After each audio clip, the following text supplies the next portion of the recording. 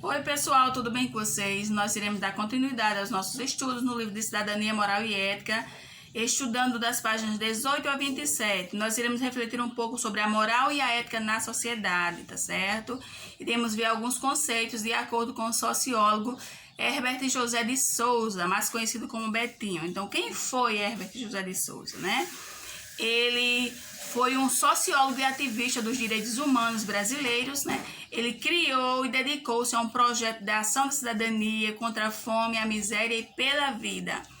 Nasceu lá em Minas Gerais, no dia 3 de novembro de 1935 e veio a falecer no Rio de Janeiro, no dia 9 de agosto de 1947. Então, pessoal, ética e moral possuem diferentes significados. A ética ela está associada ao estudo fundamentado dos valores morais que orientam o comportamento humano em sociedade, né? E que comportamentos são esses? São valores morais que nada mais, nada menos do que são desejo da sociedade em ter respeito, em ter responsabilidade, em ter honestidade, em ter honra, caráter e entre outros adjetivos que a gente poderia falar aqui a tarde todinha, tá certo? Enquanto que a moral são regras, costumes, tabus e convenções estabelecidas para cada sociedade, tá certo? Isso, pessoal, regula o modo de agir de cada sociedade, de cada pessoa, tá certo? Então, e costumes, como costumes são regras de conduta na sociedade de forma geral, né? Que buscam sempre estar em harmonia com o bem comum, tá certo? Em outras palavras, é um conjunto de ações, de condutas que são consideradas boas para a sociedade. Cada sociedade, pessoal, possui seu conjunto próprio de costumes considerados. Eu trouxe aqui 2 exemplos para vocês, tá certo? Lá no Japão, por exemplo, oferecer um assento comum não exclusivo aos idosos ou dar gorjetas para garçons são consideradas condutas desrespeitosas, tá certo? Aqui no Brasil, não. Então, isso depende de cada sociedade, vai de uma sociedade para outra, tá certo? Outro exemplo que eu trouxe para vocês, lá em Singapura, que é uma cidade sudeste asiática, é ilegal cuspir ou espirrar em público, tá? Vocês estarão sujeitos até a multa, tá certo? Então, se forem visitar essa cidade, se quiserem fazer isso, tem que ser em um lugar reservado, não podem fazer isso em público. Podemos então concluir, pessoal, que a moral e os bons costumes são fortíssimas influências para a criação e a aplicação da lei, tá certo? Então, Betinho diz que ética é um conjunto de princípios e valores que guiam, que orientam as relações humanas, tá certo? Ele ainda diz que esses princípios devem ter características universais, precisando ser validadas para cada pessoa, tá certo? Ele vai falar sobre o primeiro código de ética que se tem notícia, né? Isso principalmente para quem é católico, que tem formação católica, para quem é cristão, tá certo? Que ele diz o que são os mandamentos, né? São regras como não matarás, não desejarás a mulher do próximo, não roubarás. Então, são colocados aí como propostas fundadoras da civilização ocidental, da civilização cristã. De acordo com Betinho, pessoal, a ética é um conjunto de princípios universais, enquanto a moral ela está atrelada, ela está ligada a campos específicos da conduta humana, né? Sendo essa menos abrangente que a primeira. Então, qual seria a importância da ética para a organização da sociedade, para a organização social? Para ele, seria de promover o equilíbrio social, quando se estabelece princípios penais que vão além de ideias pessoais e culturais que desestabilizam uma sociedade, tá certo? Nesse caso, que ele diz aqui, o que legitimaria a ética era o quê? A sua racionalidade.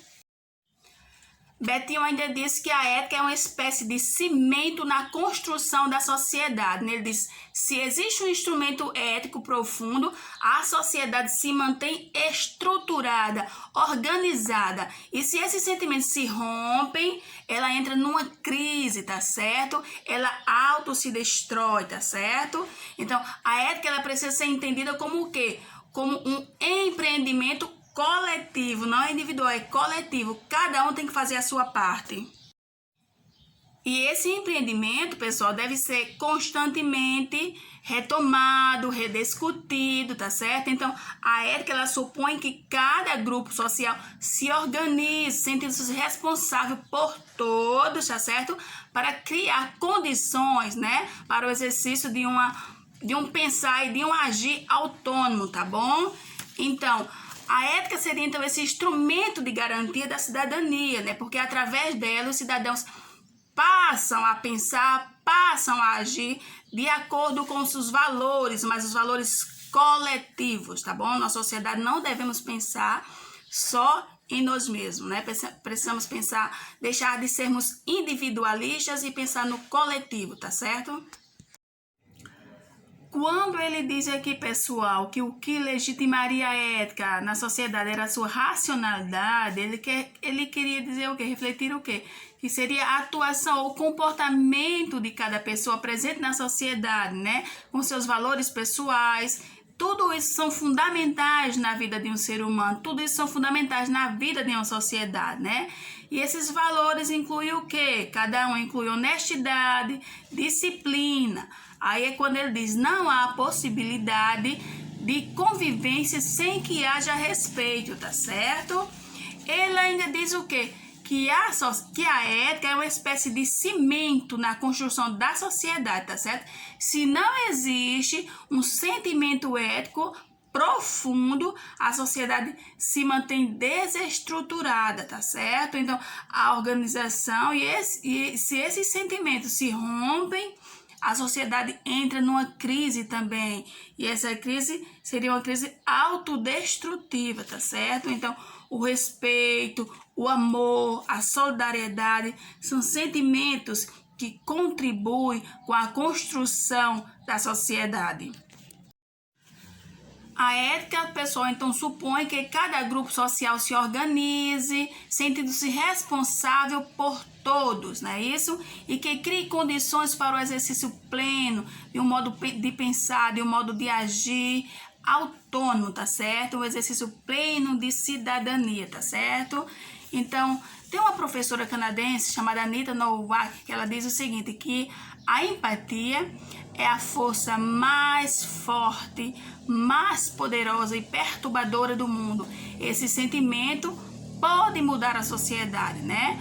E só fica mesmo, esse sentimento só fica mesmo atrás do amor, que o amor é essa força mais poderosa que pode mudar. Então, só com amor, só com respeito, seremos capazes de mudar o mundo, seremos capazes de nos colocar no lugar do outro, tá certo?